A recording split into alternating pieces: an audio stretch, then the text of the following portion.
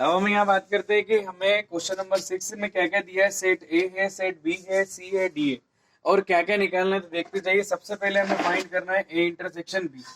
ए intersection B में हमने ए के एलिमेंट लिखे 3, 5, 7, 9 और 11। दूसरा हम इंटरसेक्ट कर रहे हैं, इस इंटरसेक्शन किसके साथ निकालेंगे, 7, 9, 11 और 13 के साथ निकालेंगे। तो आपको क्लियर पता चल रहा है यहाँ की हमारे पास इनमें कॉमन कौन से हैं। तो यहाँ से आ जाएगा आपका 7 आ जाएगा, 9 आ जाएगा, 11 आ जाएगा। ये हमारा क्या निकल गया, ए इंटरसेक्शन बी। दूसरे की हम बात करते हैं, दूसरा क्वेश्चन हमारा बी इंटरसेक्शन सी है।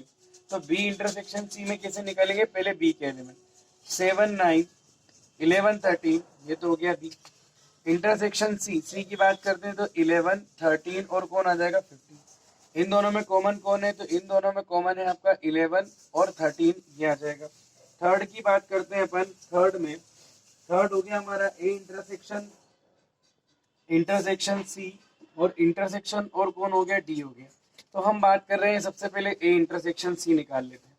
क्या हमारे पास ए इंटरसेक्शन सी है, तो ए इंटरसेक्शन सी हम अलग से निकालना क्या है, A intersection C intersection D. हमने निकाल लिया पहले ए इंटरसेक्शन सी निकाल लिया। सिंस ए इंटरसेक्शन सी, ये क्या हो जाता है, ए इंटरसेक्शन सी जो है हमारे पास ए के एलिमेंट है 3, ए के अंदर 3, 5, 7, 9, 11।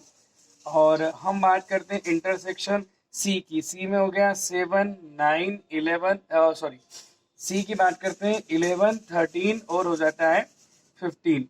तो यहाँ पर एक बात आ रही है कि हमको कॉमन देखना है। तो आपको पता चल गया कि कॉमन कौन कौन से कॉमन दिखाई दे रहे हैं इन दोनों में। तो यहाँ पे आपका पहला 11 मिल जाता है, और तो ये 11 ही ओनली ऐसा है यहाँ पर जो कॉमन। फिर इसके बात करते हैं, यहाँ पर और कोई कॉमन नहीं आपको दिखाई दे रहा है।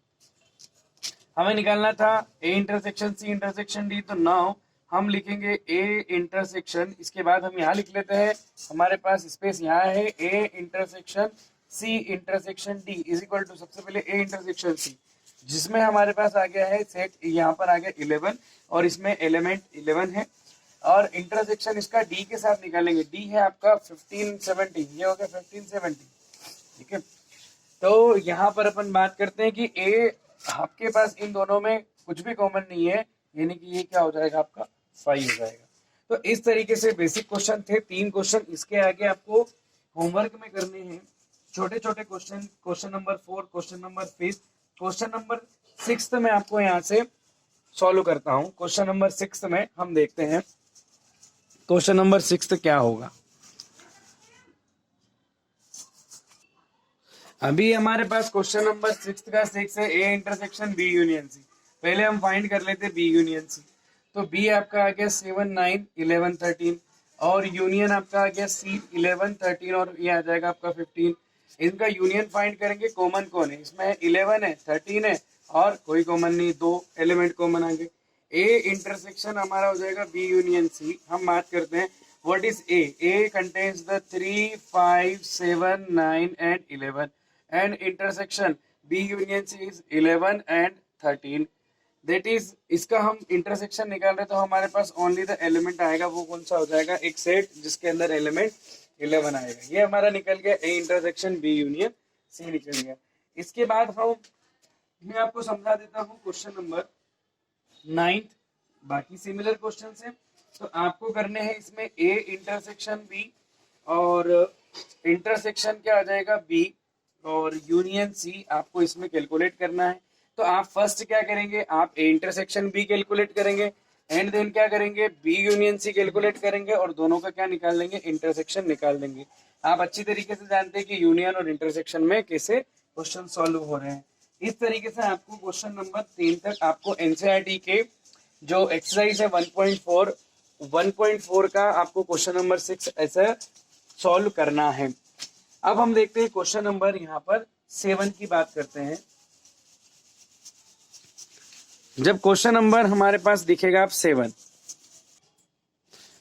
अभी बात करते हैं अपन क्वेश्चन नंबर 7 की। और क्वेश्चन नंबर 7 में आप देखिए कि हमें क्या क्या दिया गया है और क्या क्या फाइंड करना है। क्वेश्चन नंबर 7 में आपके पास है यहाँ पर फर्स्ट सेट ए, कहा गया है कि x is such that x is a natural number, B x is even number और C x is such that x is an odd or numbers, or x is such that x is a prime numbers, but all this natural even number, यहाँ पर आप लिख लीजिए natural odd number, और यहाँ पर ये जो है ये है नेचुरल और क्या है प्राइम नंबर से, that is prime number only, these are prime numbers. सबसे पहले अपन बात करते हैं यहाँ पर कि ये जो क्वेश्चन आपको दिया है इसमें पूछा है हमें ए इंटरसेक्शन बी के बारे में। A intersection B, X is such that x is a natural number. X क्या है? एक नेचुरल नंबर है। अगर एक्स हमारे पास एक नेचुरल नंबर है तो नेचुरल नंबर 1 से स्टार्ट होते हैं up to infinite. B, X is such that x is an even natural even number. अब हम देख रहे हैं कि सारे नंबर्स में से अगर हम इंटरसेक्शन निकालते हैं किसके साथ? इवन नंबर के साथ। इनमें नेचुरल में सारे, हमको इवन नंबर के साथ इंटरसेक्शन चाहिए, तो उनमें से सारे नंबर्स में से कौन से नंबर कॉमन मिल जाएंगे हमको? इवन नंबर वाले। तो लिखेंगे क्या? X is such that x is a natural even number. X क्या होगा? नेचुरल। क्यों? क्योंकि सारे नंबर्स में से हम किसके साथ निकाल रहे? इवन नंबर के साथ। तो आएगा कौन? Even number. The second thing is that A intersection C, A का सी के साथ। सी नेचुरल ओड और सारे नेचुरल, तो इनमें से कॉमन कौन से हो जाएंगे? ओड। तो X is such that x is a natural and odd numbers. ठीक है।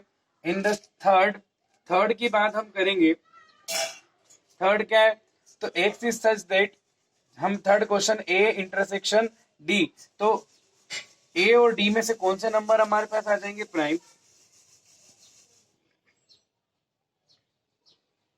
X is a prime number. ये हो गए हमारे कितने क्वेश्चन? Third question. यहां तक। इसके बाद हम बात करेंगे क्वेश्चन नंबर फोर्थ की। फोर्थ हमारा निकला है B intersection C. What is B and C? B is a even number and C is a, यहाँ पर आ जाएगा B is a even number and C is a odd number, so there will be no common numbers between them, so it will be just equal to empty set and it will be fine. In the question number fifth, B and D, that is even number, B intersection D, then B is a set of even natural number and D is a set of prime number। तो आपको मालूम है कि even और prime number केवल एक ही होता है, जो होता है 2, जिसके अंदर यही आएगा। फिर उसके बाद हम बात करते हैं क्वेश्चन नंबर 6 की, जो है सी इंटरसेक्शन डी। सी और डी में सी इंटरसेक्शन क्या आ जाएगा आपका? डी आ जाएगा।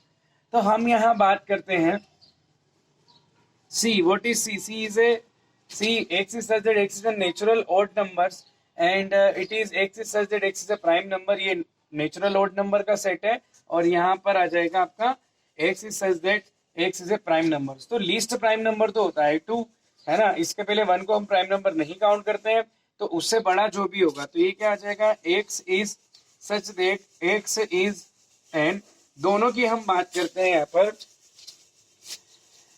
X is such that x is N odd, और आ जाएगा आपका प्राइम, और क्या आ जाएगा?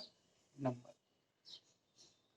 इसके अंदर सी इंटरसेक्शन डी में जितने भी ऑड प्राइम नंबर्स होंगे वो सारे के सारे हमारे पास यहाँ पर हमको मिल जाएंगे। वो ऑड नंबर का सेट था, ये प्राइम नंबर, तो ऑड प्राइम्स जितने भी होंगे सारे के सारे हम कहाँ ले सकते हैं? इसके अंदर ले सकते हैं। तो इस तरीके से हमने क्वेश्चन नंबर 7 के जो 6th क्वेश्चन थे, सारे क्वेश्चन को यहाँ पर क्या कर लिया है? सॉल्व कर लिया है। अब हम आगे देखते हैं 6th क्वेश्चन के बाद, 7th क्वेश्चन के बाद हम क्वेश्चन नंबर 8 को सोल्व करेंगे। क्वेश्चन नंबर 8 में हमें क्या मिलता है?